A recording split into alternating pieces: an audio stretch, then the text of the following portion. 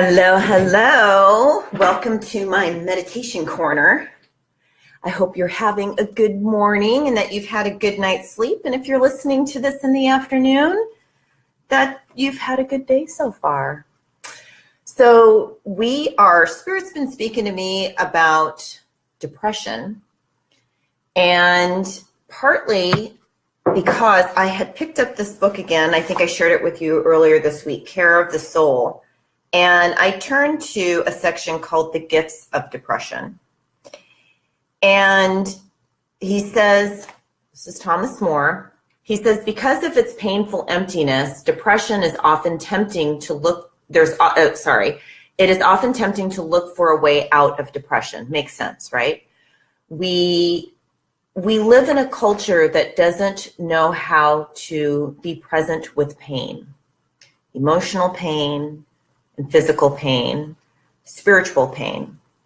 And it makes sense, right? If the stove is hot and you touch it, you're going to move your hand away from the stove. So it is a reaction to pain, is to move away from it. And what all teaching tells us is that the aversion to pain, I want you to listen to me, that the aversion to pain, even the pain of depression, actually exacerbates it. It makes it stay. In Buddhism, they talk about attraction and aversion are the same. They're two sides of the same coin. If I'm thinking about something, I'm attracting that energy to it. If I'm trying to avoid something, I don't want to see that. Why is that there? I don't want to see that. It actually has the same attractive energy. He says, but entering into its mood and thoughts can be deeply satisfying. So this is a meditation. And the meditation is to be present with the pain of depression. I know it's a big order, right? You're like, what?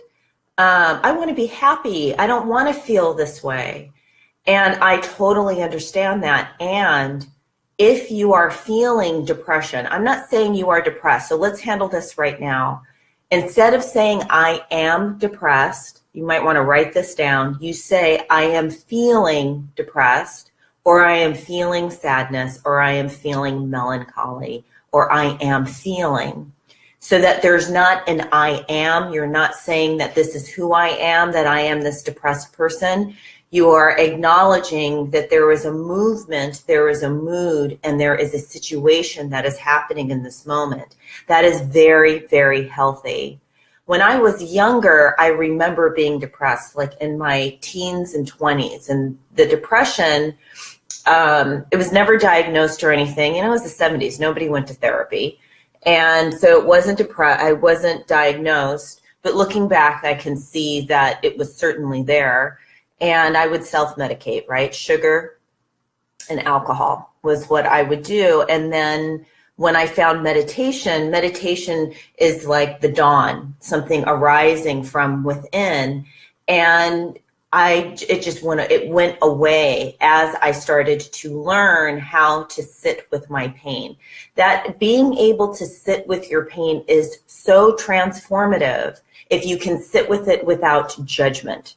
And what I mean by that is judgment is the story about the depression and the story about the pain. So let's say, I'm depressed because I'm feeling depressed because, something happened in my past, or there was a big change, or I don't even know why.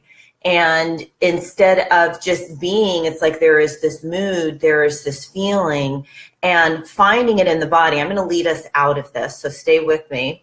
And finding it in the body, because there is a feeling in the body, we want to, we make a story about it. Why do I feel this way? Why is this happening? Why did this happen to me? This is hopeless. How do I get out of this? And all of that dialogue is so unhelpful. It's actually making it worse. The thoughts about what's going on are causing suffering. Yes, we will have pain in this lifetime, because if you cut yourself, it hurts. There are things that will happen that will cause some pain. Suffering is the story about what happened. Suffering is the constant memory of the things that didn't work out in our lives. Suffering is thinking about the future and being worried about it. That's suffering. And I remember that kind of suffering when I was younger, where my mind was really just this trap. And I'm very happy to say, not that there's anything wrong with medication. I love doctors and all of that, that with meditation, I didn't need to medicate anything.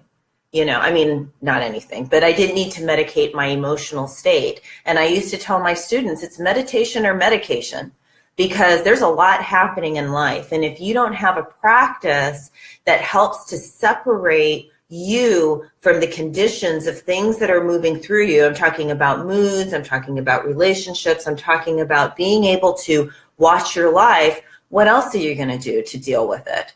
You're going to be on the phone, you're going to drink, you're going to eat, you're going to need to take all your pills and your medication so that you can deal with the heaviness of everyday life. And there is another way, because, and this is why meditation works, because the divine is where you are. You don't have to call it the divine. You can call it life. You can call it presence, you can call it nature, it doesn't matter. But when you are able to sit still and be quiet, that divinity comes up to meet you. And in that divinity, there is no depression. There is no pain. There is no sadness in the divinity, but we have to be quiet. And so if we could look at our depression or feeling the depression as just a tunnel. And on the other side of the tunnel is light.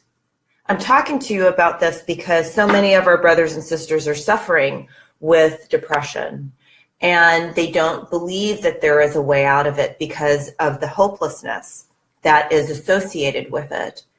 And so what I'm saying is that we are so much bigger than any condition. We are so much vaster than that. And if we can just sit and be, the sun from within begins to rise. Yes? Yes. I'm telling you, this is one practice that I do with my meditation students. I have students oftentimes that come in with a lot of physical pain, and the question is, are you in pain all the time? Now, this goes with emotional pain as well. Are you in pain all of the time? Just take a deep breath. And usually they'll say yes. And I said, you're absolutely sure? There's never a time where you're never in pain. Well, when I'm in a deep sleep, then I'm not in pain. So there is a time when you are not experiencing pain. Yes, there is a time when I'm not experiencing pain. So that acknowledgement breaks up the story that I'm constantly in pain, because the truth is that you're not. Sometimes you are, and sometimes you're not. And if that is the case, if there is a state when there is a period of time, even if it's 30 seconds throughout the day where there is no pain, then I can put my attention there. Yes? So it's the same thing with the emotional pain. This is the practice. The practice isn't avoidance. The practice isn't talking yourself out of it. The practice isn't trying to be happy when you don't feel happy. We have this whole thing about having to be happy all the time, like happy. And, happiness is also just a state, and sometimes you might not feel so happy, and that's okay, because what we're looking for is joy. Joy is a state of balance. It's a state of warmth. I guess that's the best way. It's just warmth and beingness instead of being all the time. You'd get on everybody's nerves if you were like that anyway. So anyway, with the depression, right, it's not about trying to talk yourself out of it or trying to be happy all of the time. The practice is to feel it in the body. And this is the thing. You feel it in the body, you breathe, and you know, even when your mind is telling you, no, this can't be true, you know that there is light at the end of the tunnel. If I sit and breathe and be. And whenever your thoughts come in about what this means and why is it like this? And why did this happen to me? You come back to the breath and you come back to the feeling and you just watch it. And what happens is it will begin to dissipate. It will begin to break up in the light of your awareness. This is a practice. It is a practice. It's very much like grief. When I have clients come with grief, my answer is grief is an alchemy and it's working on the soul. And so we watch it and we be with it and we honor it.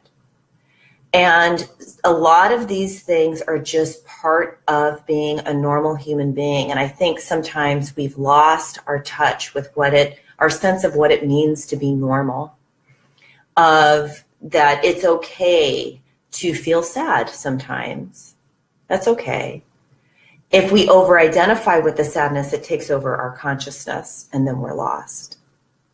Which is why meditation and watching the emotion and allowing it is so important. Because if I'm watching it, then I'm not it, right? It's like you're watching me, so you are not me.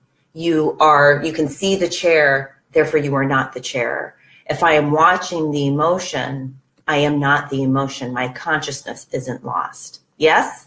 Yes. I know you're with me. I know you're feeling it. Everybody take a deep breath. Sigh it out. And so this is our prayer for today.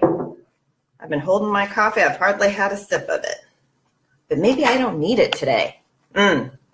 So our prayer is from Ernest Holmes, of course, because there's so many good ones in here. And it is, the way is made clear before me. The way is made clear before me. I do not falter or fall. The way of spirit is my way, and I am compelled to walk in it. So this is what I'm knowing right now. This just came right into my mind. I am knowing an end to the dark places that we are in. I am knowing an end to that. And so this is a prayer of knowing, this is a prayer of affirmation, and this is a prayer of gratitude. I am knowing for everybody watching the end of the dark tunnel, that we are coming into the light. My feet are kept on the path of perfect life. The way is prepared for me. And I always love that. The spirit goes ahead preparing the way. And the way is a path of peace, fulfillment, and joy. Take a deep breath. Sigh it out. The way is bright with the light of love and kindness. The way I tread is pleasant and a joyful one. I see the way and I walk in it. All right, let's do our meditation. So it's going to be a little bit different because I think we're just going to sit. So if somebody joins us, it might be, we might just be sitting in silence for a moment. So feet flat on the floor, or if you're in a big comfy chair, you can cross your legs, tilt your chin slightly down and close your eyes. And let's take 3 Ha breaths together. So inhaling, exhaling, inhaling, exhaling, and inhaling, and exhaling. And go ahead and relax your face. Lift your eyebrows up and let them drop, smoothing the skin of the forehead. Relax your eyes. Relax your jaw and your shoulders. Taking your awareness all the way down to your bottom, down to the bottoms of your feet. Feeling the body in the chair. Feeling the breath in the body. Being totally present in the body. Notice any places of tension.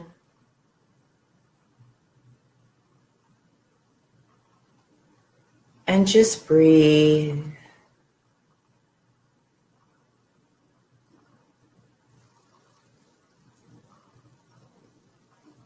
Good, and this is what we are knowing. We are knowing that the sun always rises. The sun within us rises, dissipating all the darkness. And we relax into this light, into this sun, and into this knowing, hopeful that there is an end to the dark path.